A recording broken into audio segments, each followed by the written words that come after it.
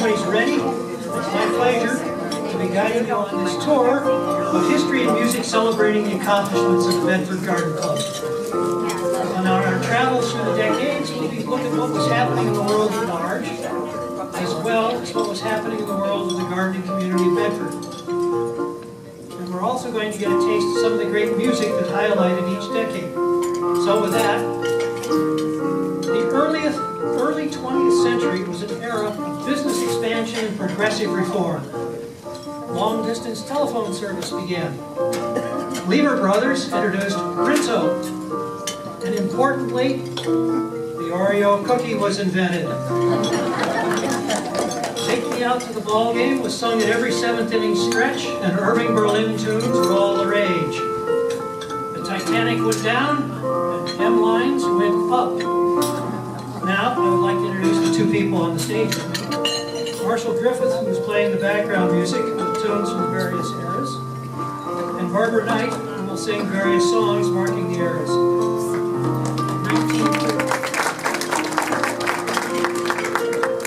In 1913, Al Jolson had a hit with this song, and Judy Garland had a career breakthrough singing the song to the photograph of Clark Gable in the motion picture Broadway Melody.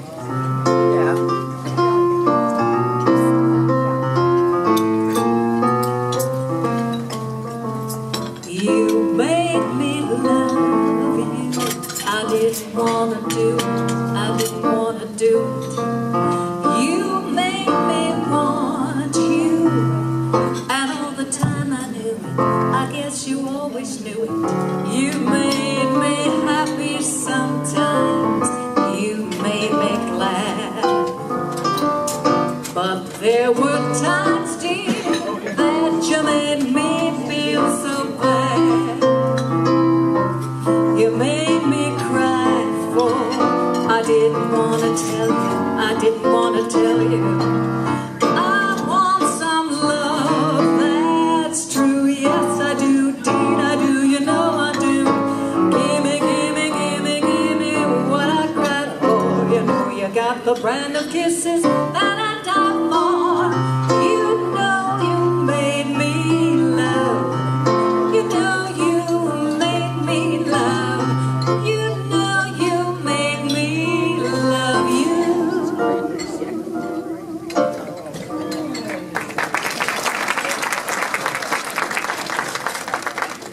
I don't think I had a pretty voice, but we'll try. The Roaring 20s. They saw a continued economic boom.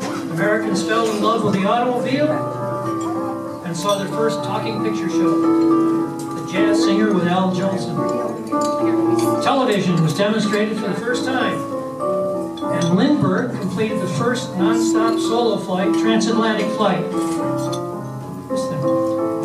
The 19th Amendment was passed, granting suffrage for women, and Miss America pageants debuted. Prohibition began, and with it came mobsters such as Al Capone and Dutch Schultz. Penicillin was discovered, and Franklin Delano Roosevelt contracted polio. Now, would you believe in the 20s, Cleveland was the 5th largest city in the United States. And during the decade of the 20s, the Cleveland Indians won the World Series. Hopefully. The Cleveland Museum of Natural History was founded, and the Cleveland Clinic was established. The State, the Ohio, the Allen, the Hannah, and the Palace Theaters opened in Playhouse Square, and the public auditorium was dedicated. In 1927, Bedford's population was 4,582. Calvin Coolidge was president, Tom Day was mayor. The new Bedford Municipal Hospital was going up, and the Fountain House was coming down. The red streetcars of the ABC interurban line ran along Broadway, connecting Akron to Cleveland. I wish we still had that today. On a warm summer weekend, laughter and music by Ed Day's band, The 10 Nights, could be heard from Bedford Glens Park near the edge of Tinker's Creek Ravine. Industries such as Taylor Chair, Marble Chair, and Walker China created a very healthy economy for the town. There were 29 social clubs, civic organizations, and music groups that filled the leisure time. Bedford was thriving and life was comfortable. In April of 27, a group of people with like interests, a love of gardening, and a desire to learn more gathered together to form the Bedford Garden Association. By July, the group became a reality with the establishment of bylaws. The mission of the group? To promote the improvement of streets, public parks, and private grounds continues today. In the beginning, membership in the club was limited to 50 residents of Bedford Township, with the group deciding to meet twice a month at members' homes. And it was announced in the Bedford Times Register that August 11th, 1927 would be the last date for enrollment as a charter member. After that date, the club at the next business meeting would refer prospective members to the membership committee for their approval. The first president of the club, Ernest R. Scoble, was an enthusiastic gardener who shared his knowledge of gardening in regular articles called Garden Gleanings, published in the Bedford Times Register. The agenda for the meetings is still basically followed today. There was a business meeting, followed by a guest speaker on a garden-related subject, or a city official would come and give a report. Refreshments. John, you ready to give your report? Refreshments were always served. Oh, and I like this. Poetry readings often started meetings. But today, influenced by 9/11, the meetings begin with the Pledge of Allegiance. And Mr. Clyde Steele, an industrial arts teacher at Bedford High School, served as president in 1929. And many of you have been in the Lookabout Lodge in Miles Road and seen the Adirondack furniture. They were made by Mr. Steele and his students. And during the tenure of Mr. Steele, the first flower show was held, a rather much anticipated event in the community in the years to come. In 1929, a hit song by Thomas Fats Waller was written as a result of a short stay in jail, and hence, why he ain't misbehaving.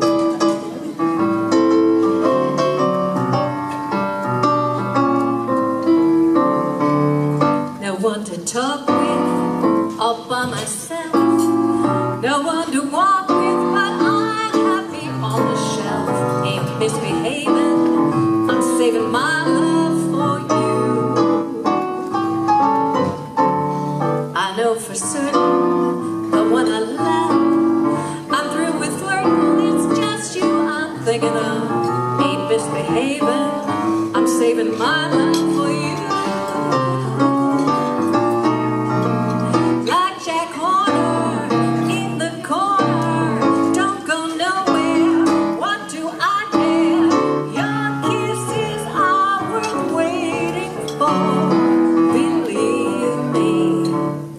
Don't stay out late, don't care to go. I'm home about it, just me and my radio. Ain't misbehaving, I'm saving my love for you, for you. Ain't misbehaving, I'm saving my love for you.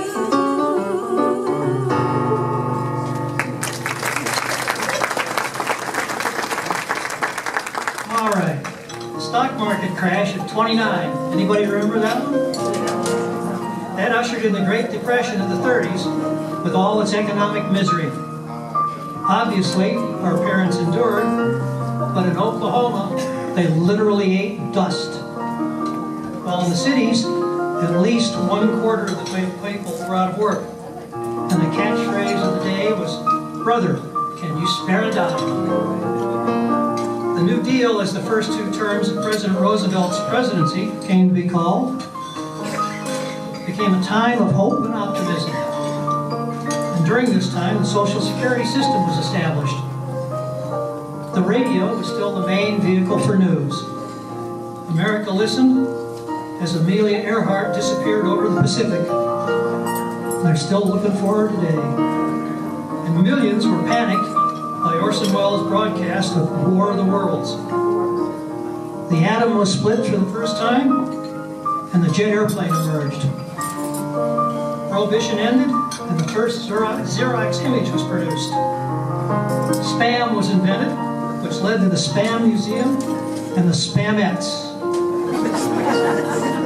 Sliced bread became so important that a few years later, its unavailability almost caused riots in the streets. They had to bring it back.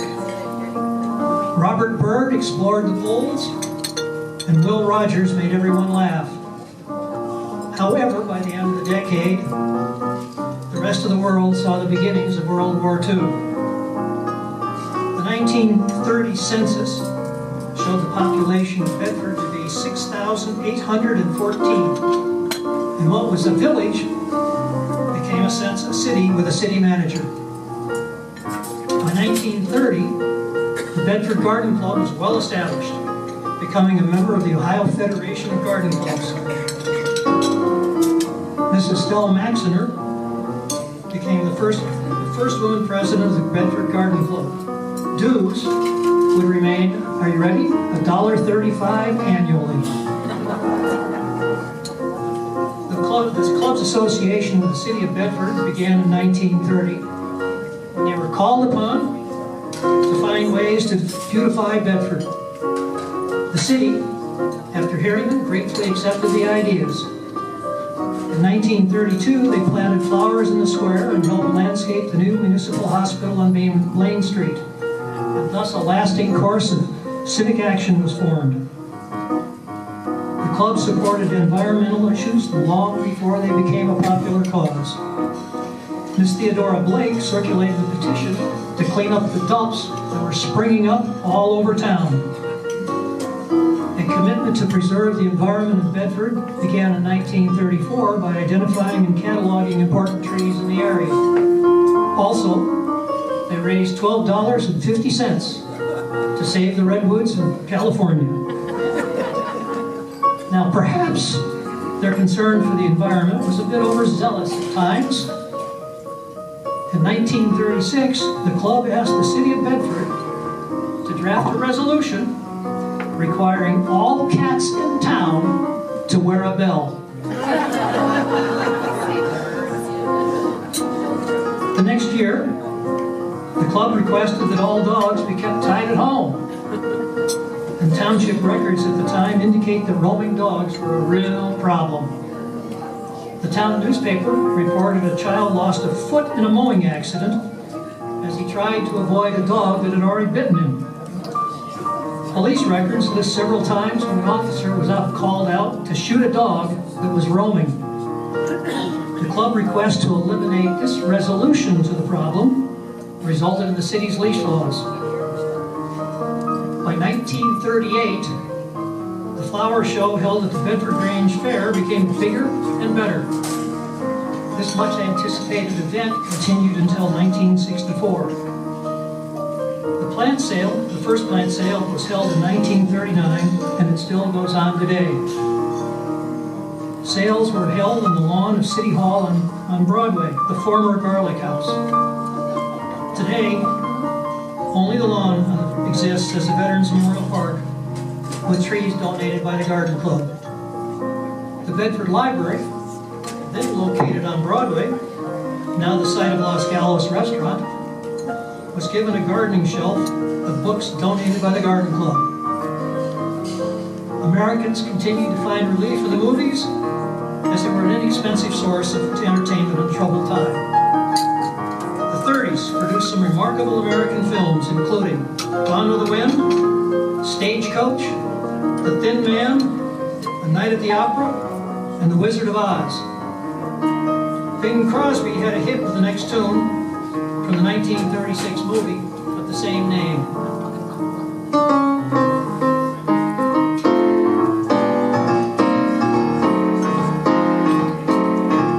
Every time it rains, and it's from heaven. Don't you know each cloud contains pennies from heaven?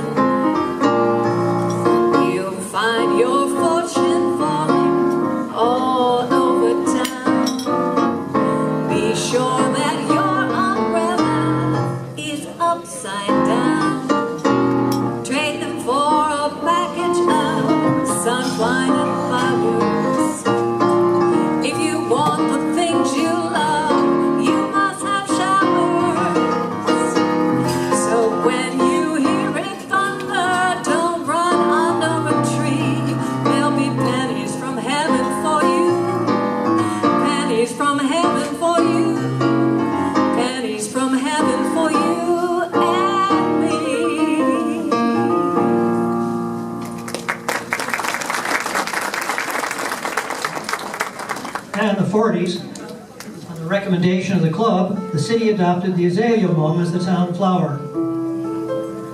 Cleveland Metro Park System approached the club to enhance Bedford Reservation with wildflowers and dogwood trees. Instead, the club decided to beautify Bedford with flowering trees planted under the Broad Street overpass, now the Northfield Road Bridge, and on Bedford Square. Hydroponics, if anyone's heard about it, was a topic of discussion at a club meeting many, many years before the first commercial application. And despite Miss Theodore Blake's earlier petition, the practice continued of dumping trash in a homeowner's backyard, or a city dump, or even in the creek alongside the cemetery. Thereupon, the club petitioned the city to enact laws to eliminate this and provide municipal refuse pickup. A weed control committee chaired by Miss Edna Handyside pressed the first city manager, Arthur Wedge, to mow vacant lots and clean up weed-infested areas. Homeowners were encouraged to beautify front yards. Real estate agents were asked to mow weeds on for-sale property. On December 7, 1941, the U.S. joined the Great Conflict, thereby mobilizing the economy and ending the Great Depression. Movie stars, athletes, joined millions of ordinary men and women in military service. Rosie the Riveter went to work as Americans were unified in their efforts and hopes to end this conflict and bring the boys and Bob Hope back home. During World War II, Victory Gardens dotted the American landscape.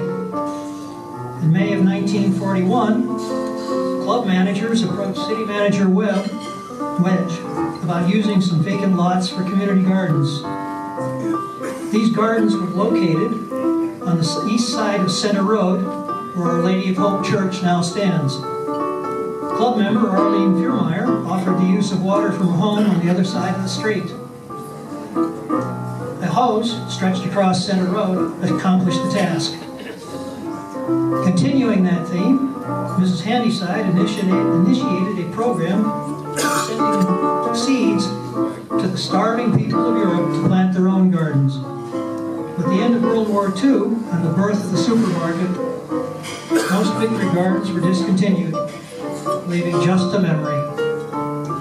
From the November 1942 minutes, Miss Eunice Nichols stated that the task of obtaining outside speakers was increasingly difficult with the rationing of gasoline and tires, and the problem would become even more difficult.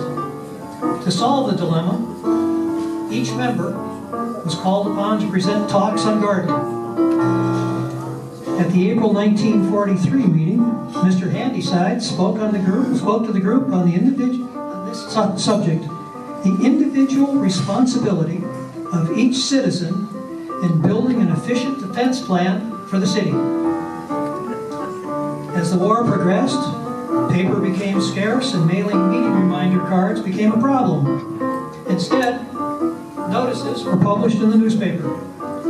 Back then, they even had a weekly newspaper. Can you imagine that? In 1947, plans were underway to celebrate the club's 20th anniversary.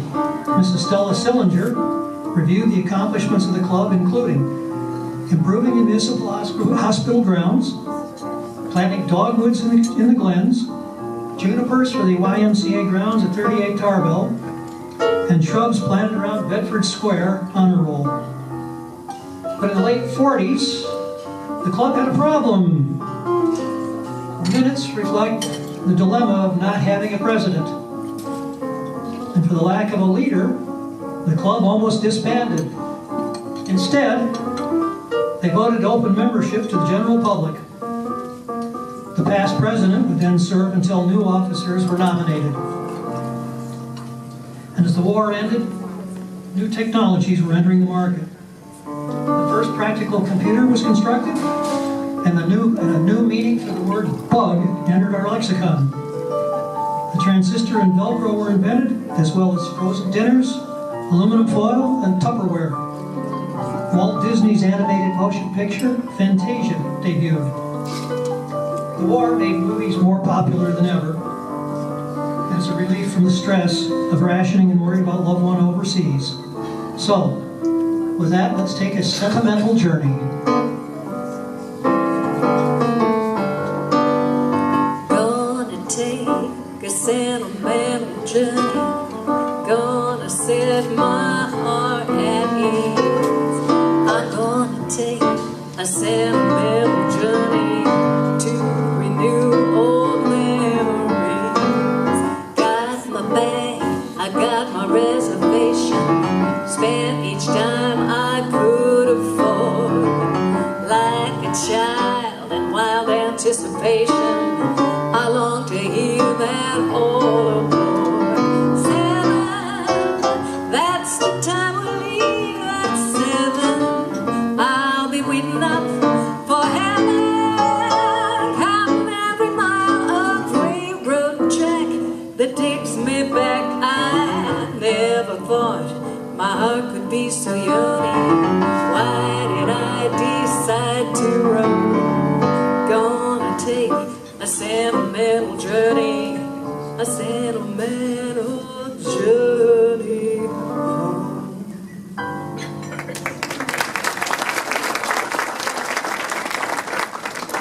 All right, the Fab 50s. This is when I grew up. They gave us Dick Clark and Elvis Presley. And in 1952, Cleveland DJ Alan Freed hosted the first rock and roll concert, then and still called the Moondog Coronation Ball. During the decade, the Barbie doll was introduced. Charles Schultz began America's love affair with a beagle named Snoopy, and Chrysler introduced power steering. Sir Edmund Hillary was the first to reach the summit of Mount Everest, and Rosa Parks refused to move to the back of the bus, contrasting the memorable heroes. Science flourished with the discovery of DNA, and the polio vaccine was declared safe. America established NASA, and the USSR launched Sputnik. The advent of fast food began with the first McDonald's and Kentucky Fried Chicken. We watched Ozzie and Harriet, wore saddle shoes, played with a hula hoop, and Davy Crockett caps and cap guns. In December of '54, as community activist, the club wrote a letter to Governor Lauschie protesting construction of Exit 12 on the Ohio Turnpike, passing through Hinkley Reservation. Oh, it was taken into consideration. Flower shows were a major event. In '56, the flower show, co-sponsored with the Kiwanis, moved to Taylor's department store in Southgate, the brand new shopping center in Maple Heights. 900 tickets were sold.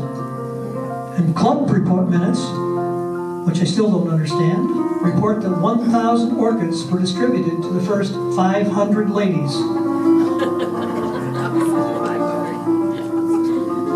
After school in the '50s, we went to the M&M Dairy for Glenda's Chili or Shorty's Ice Cream, and to the Marshall Drugstore for Cherry Cokes.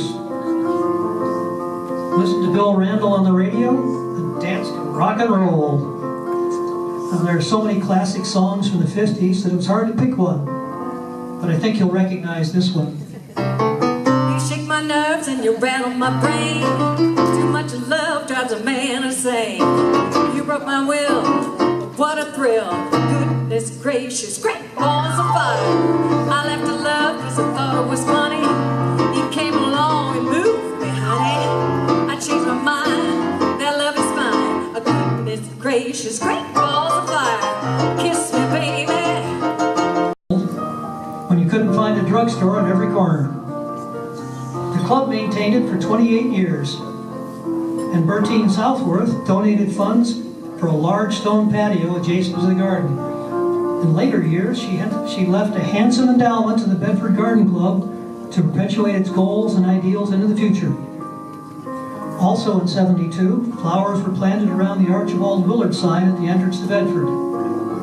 And one cold November day in '76, Vi Saunders, Walter Robeson, and Barbara McDaniel planted 200 red, white, and blue hyacinth bulbs in the museum grounds in preparation for the country's bicentennial.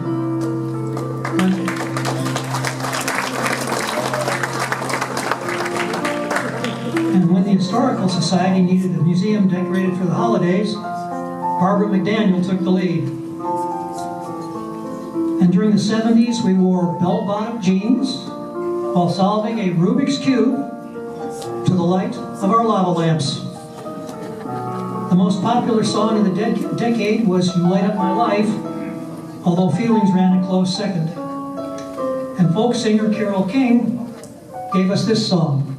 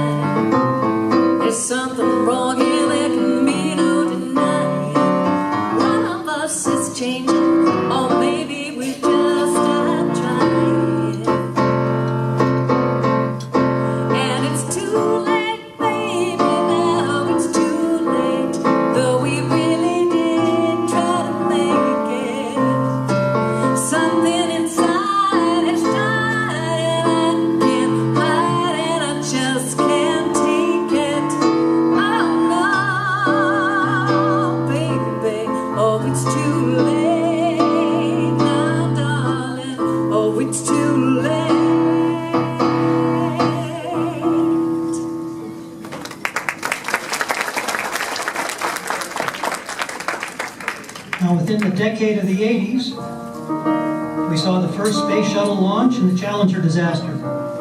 Saw post-it notes, rollerblades, skateboards, and 8-track tapes. I haven't seen one of those in a while. The personal computer became a national reality and the information highway a daily route. Answering machines and beepers were just beginning a technological revolution in the communications industry. Heart transplants were finally successful, but the world's faced a new deadly scourge, AIDS. In the fall of '80, members met to prepare dried herbs from their gardens to make the club's special mustard. Vi Saunders had tweaked and tested an old recipe from the Western Reserve Herb Garden's cookbook until it became the club's own unique condiment. And it was made and sold by the members until 2013, when health department rules ended the project.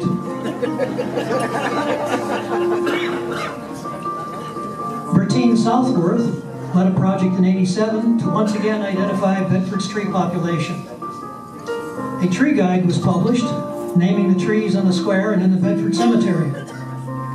The annual plant sale finally found a home in Joanna Tilsrow's front yard.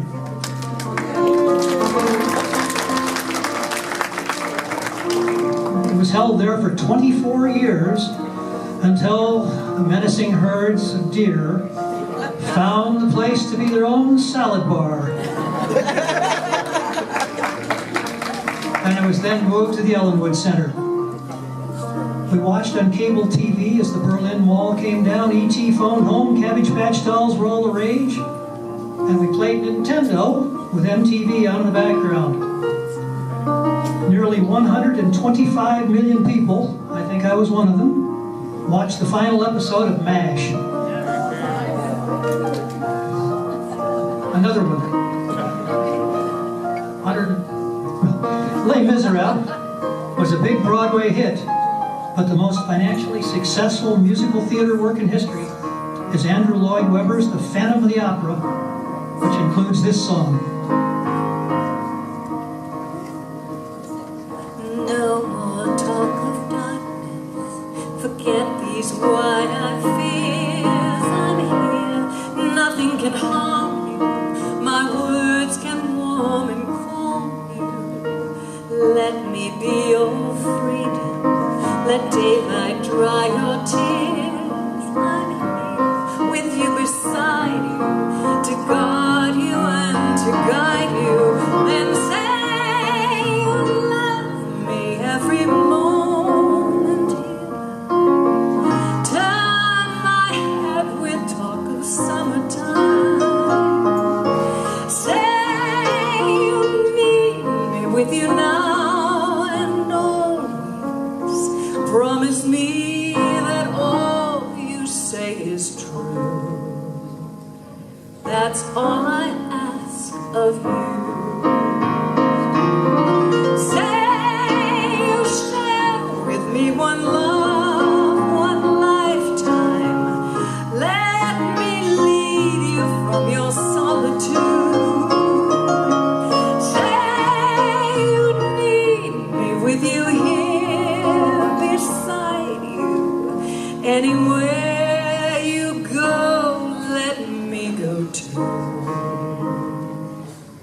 That's all I ask of you.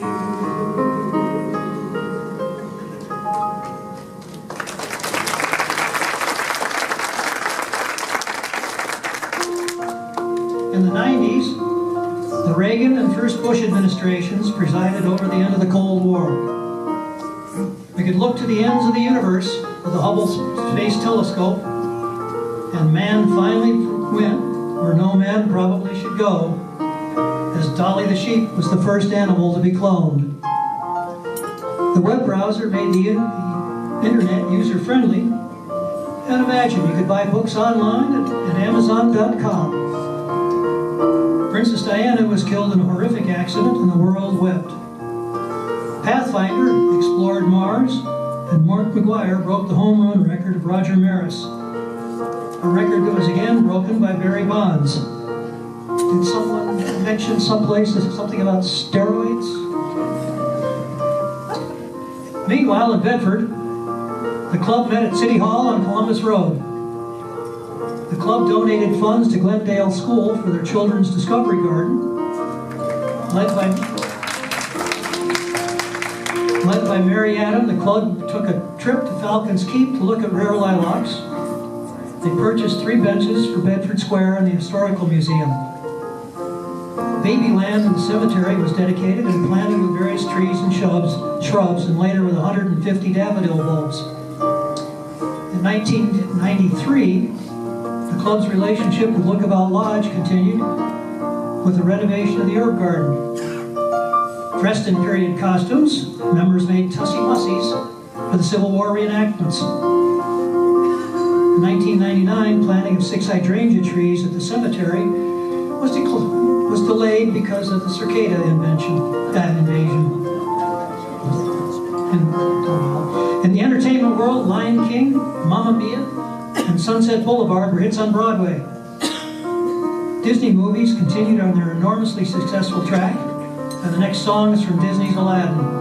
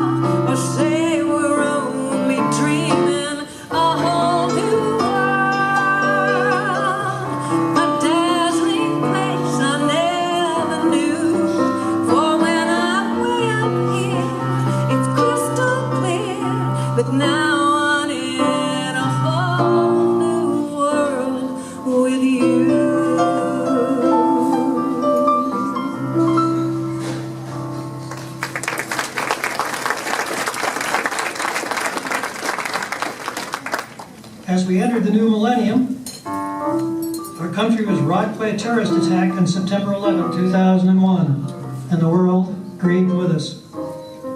The decade gave us new words in our vocabulary: hanging chads, unfriend, distracted driving, tweet, staycation.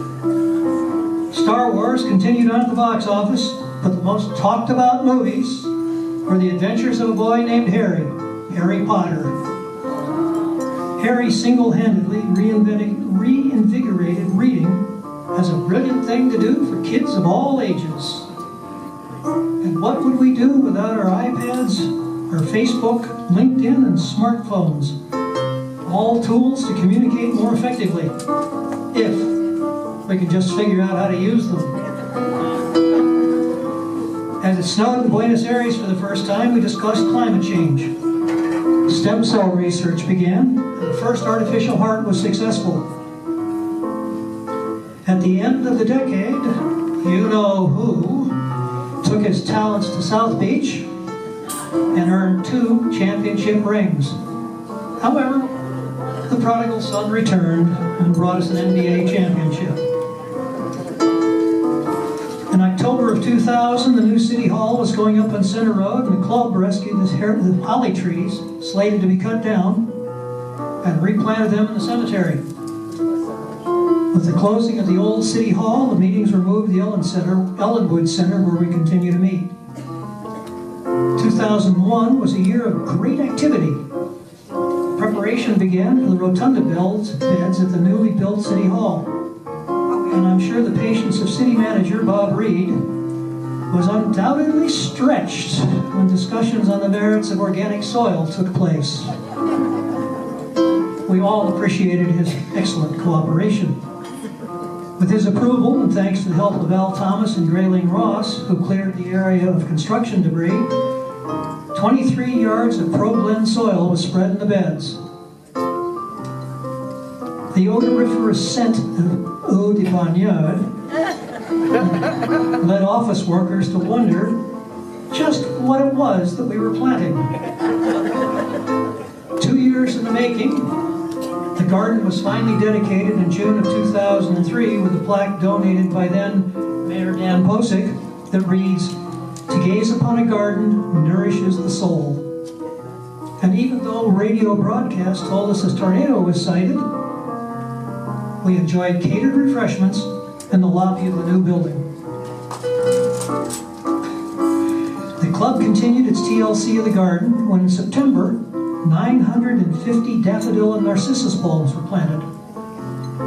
In the following spring, the scent of Korean lilacs and lavender greeted visitors.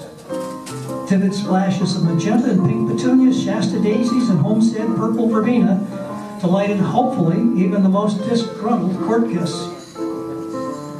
The herb garden that had graced the space behind the museum for nearly 3 decades was dismantled in preparation for a new handicap addition to the museum. Members moved important plants to their gardens for safekeeping until they could be replanted. 1,876 heritage bricks that comprised the walkways were lifted and stored. And in 2005, after a 4-year hiatus, the grass-covered area strewn with buried construction debris, rocks, and branches was converted to a raised bed to begin a new chapter in museum garden history. The south wall was repaired and lengthened thanks to a generous donation from the Honorable Halsey Handyside. In the spring of 2006, the first shovel was turned to begin the serious work of planting a new garden. Davy Tree donated tree trimming. Colts Concrete Block Company donated another 400 bricks to finish the walkways, after a number of bricks apparently grew legs and walked away. Kurtz Brothers came to our rescue with a truckload of compost. Some tweaking, transplanting, and battling deer, which feasted on the most succulent of botanicals, filled the ensuing years. The never-ending weeding was capped by a war and the perfidious garlic mustard. After a foundation excavation and repair, container gardens were placed on a bed of river rock next to the museum building. The garden was dedicated in 2008 with a plaque engraved to say, "To plant a garden is to believe in the future." The legacy we leave not only respects the heritage of this plot of ground, but also affords a treasure for future generations. In 2002, the club celebrated its 75th anniversary with a variety of events including a Victorian tea, a student art show contest, a garden and art tour, 200 azalea mums planted around the Civil War monument, a butterfly garden at Bedford Library, grow lights donated to Glenville School, and publishing a book on the history of the club. In April, Bedford City Administration, City Council, and Historical Society members joined Garden Club members in an Arbor Day tree planting of 2 Kwanzaa cherry trees at the Veterans Monument in the cemetery to commemorate the 75th anniversary and a memorial dedication to arborist and beloved friend of the city, Mike Bucar. Garden of the Week photos taken by Dot Schwendy, Vicki McSherry, Mary Baldwin, Sandy and Paul Reynolds were featured in the Bedford Times Register. And this feature was a forerunner of the current Bedford Beauties contest, where Bedford Beauties acknowledges many more gardens and gives more visible recognition. And judged for their outstanding curb appeal, winners get a Bedford Beauty bragging rights signed for the month of July. In 2005, we were saddened by the loss of Agnes Yorkovitz, who at that time held the longest term of membership, 57 years, and she always told everyone to plant in threes. And today, Vi Saunders holds the record with 61 years of sage advice and devoted service.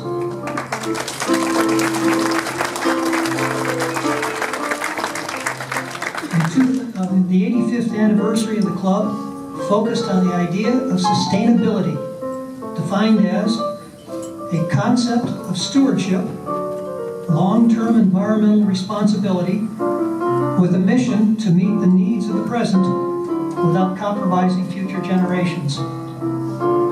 In 2010, the city received a startup grant for a community garden. And by 2011, member Brenda Junkin took on the leadership and organized the garden behind Central Elementary School. And she and Wally Janutis, with guidance from Master Gardeners of Cuyahoga County, designed the area with well-defined individual plots and various soil amendments.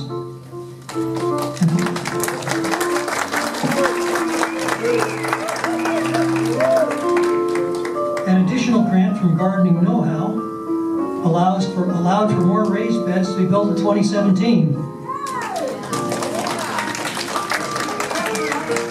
And although the Bedford Garden Club supports the garden financially, it is an independent entity.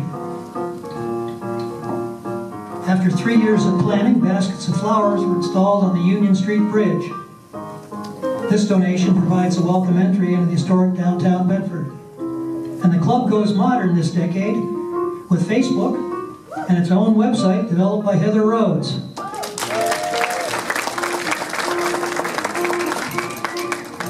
And after 11 years, Barbara Palumbo ends her career as the club's official blender and packager of our famous bean soup.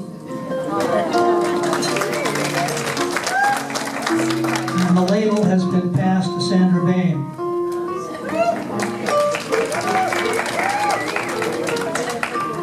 This celebratory 90th anniversary year, we've chosen to renovate and refurbish the museum garden.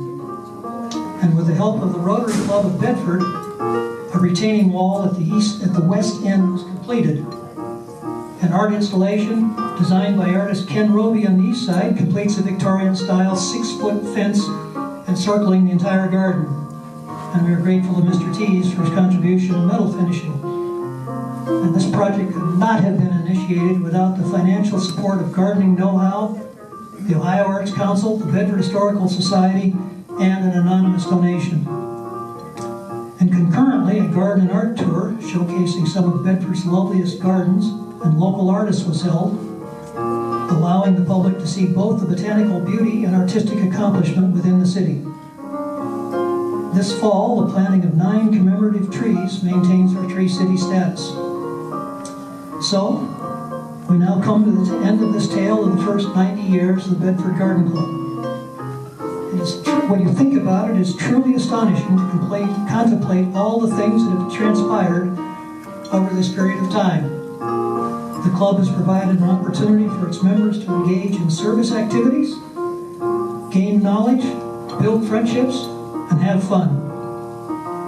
Locally, the club has left a huge imprint on the community's quality of life and a legacy of many more commitments to the future. So many people have contributed in making it all happen. Sadly, they could not all be mentioned. So you know who you are and can take great pride in all you've done. And the last song for this celebration is now a wedding standard. Christina Perry's 1,000 Years.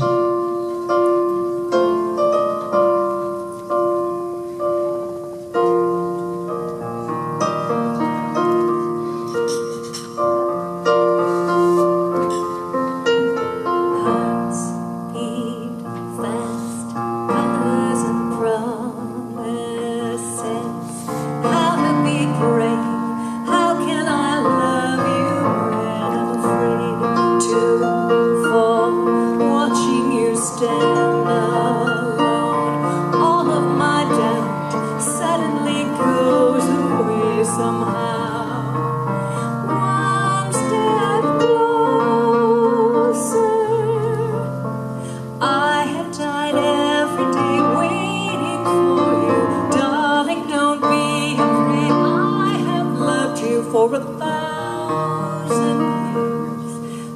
you for 1,000 more.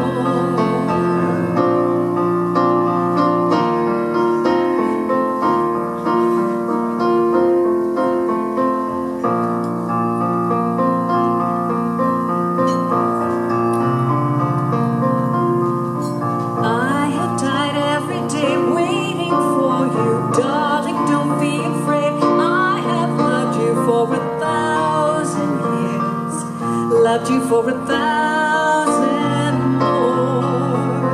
I have died every day waiting for you, darling, don't be afraid. I have loved you for 1,000 years, loved you for 1,000 more.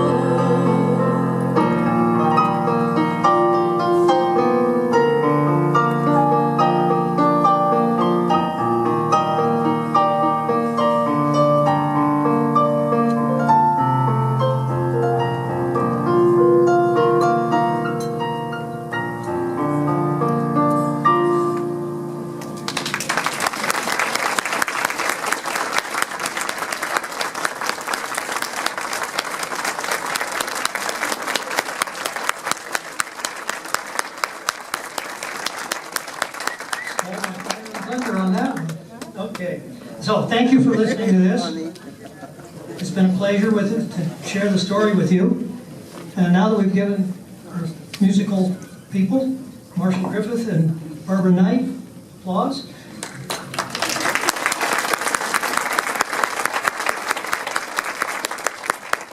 So I think we should also give a round of applause to Mr. Tony Colts and the staff for the excellent food and service.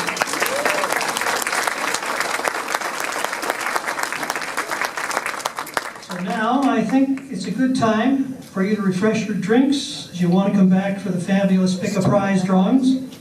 And remember, you must be present to win. So, yeah, I know. And we have 15